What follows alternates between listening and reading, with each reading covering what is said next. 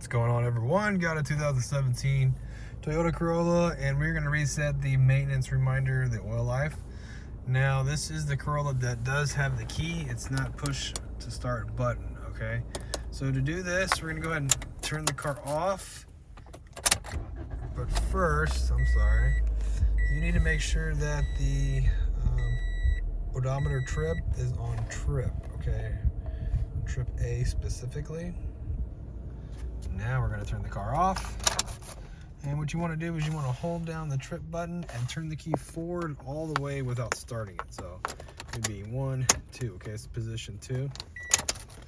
So we're going to have to do that. So I'm going to go ahead and hit the button, turn the key. I'm going to have to put the phone down, and then I'll show you what's going on. All right. As soon as you do that, it'll say resetting maintenance data. And I'll switch to flash, and that's it. You're all done. Start the car up. And that's it. I hope the video was helpful. If it was, appreciate it if you hit that like button for me. Leave me a comment. Hope to see you in another video.